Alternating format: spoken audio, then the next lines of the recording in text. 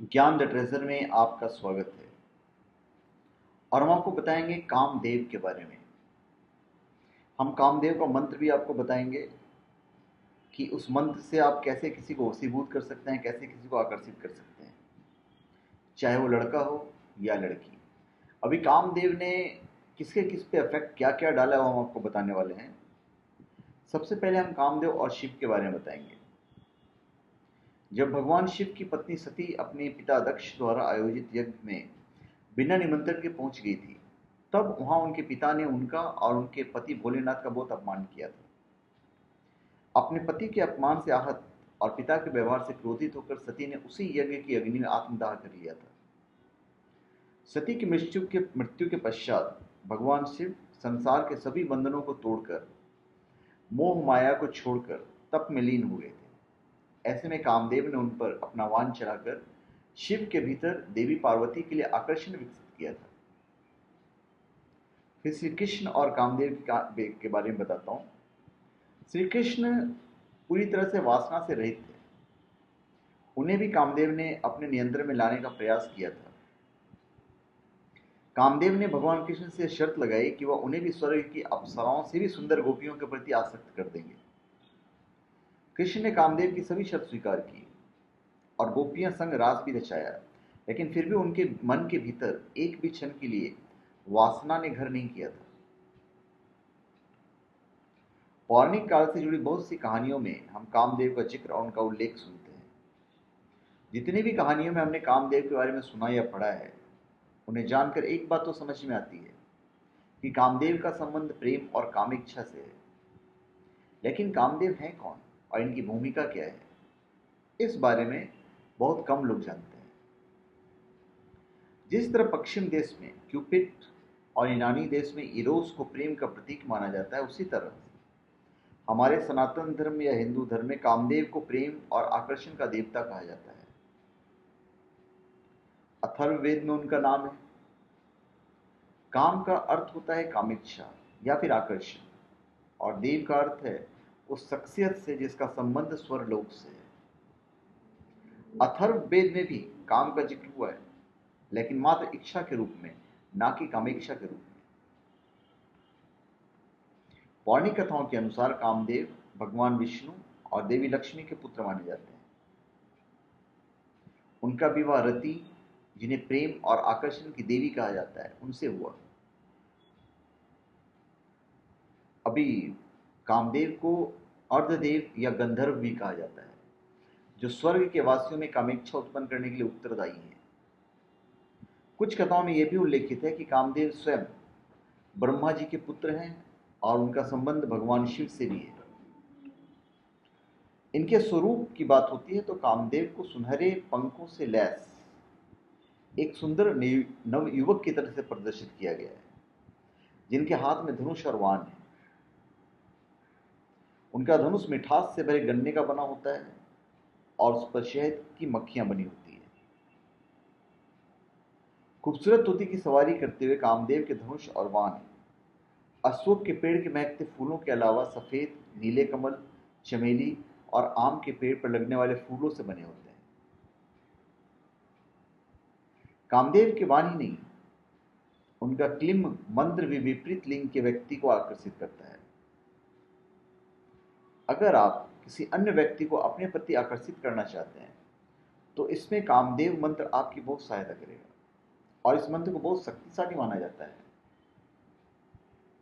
कामदेव के क्लिम मंत्र का नित्य दिन जाप करना आपके और आपके सामने वाले व्यक्ति के भीतर प्रचुर मात्रा में संवेदना उत्पन्न करता है।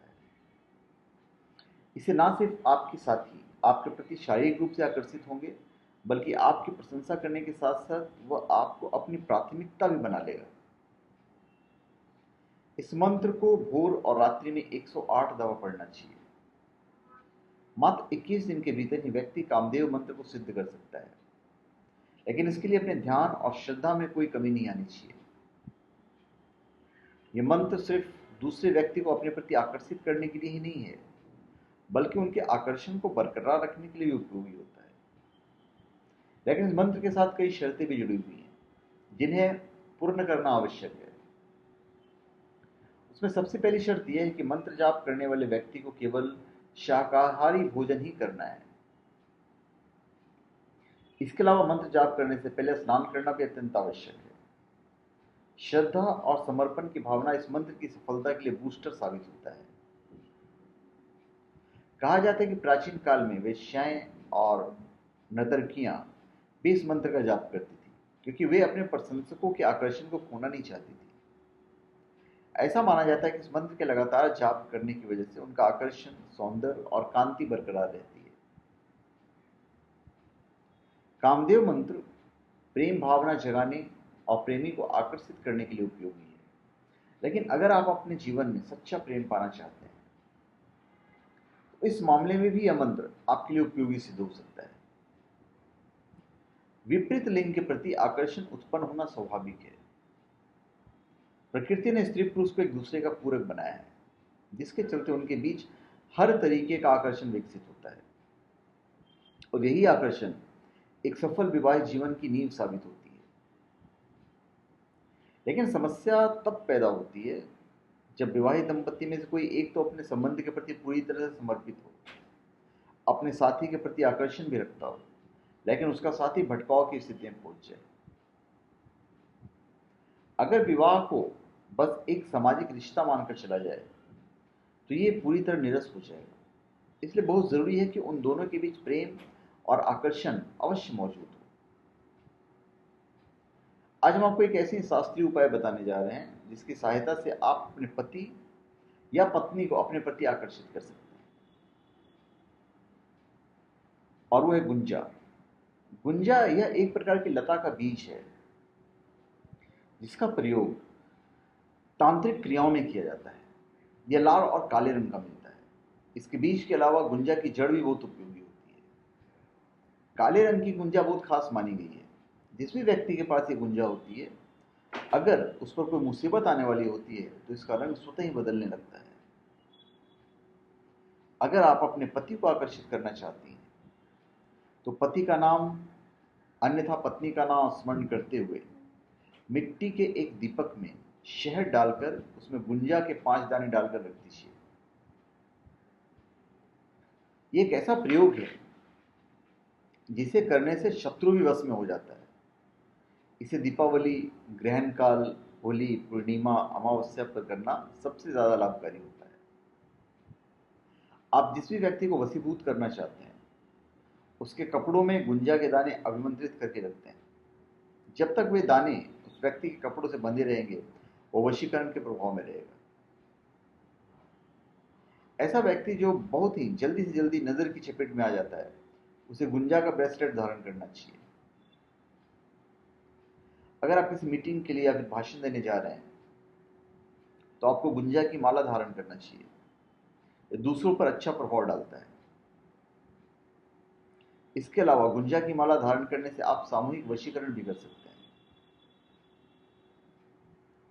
इस उपाय को एक सफल वशीकरण करने का उपाय ही माना जा सकता है, लेकिन इसका उपयोग किस शर्त से देखी है कि इसका उद्देश्य सकारात्मक हो, नकारात्मक उद्देश्य से बिल्कुल नहीं करना चाहिए।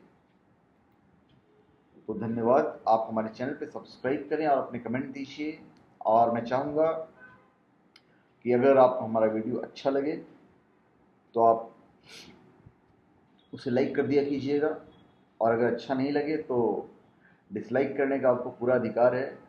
और अगर लाइक करते हैं और अगर आपको अच्छा लगता है तो आप इसको शेयर कर दिया कीजिएगा, ताकि हम जो आपको बता रहे हैं वो चीज़ें दूसरे लोगों तक भी पहुंचनी चाहिए, और जो ज्ञान है वो और बढ़ना चाहिए।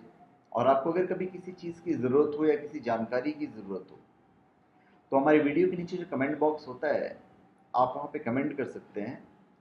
अगर हमारे वीडियो में कुछ सुधार की आवश्यकता है जो आप बताना हमें चाह रहे हैं तो उस कमेंट में लिखकर आप अपना मत प्रदर्शित कर सकते हैं।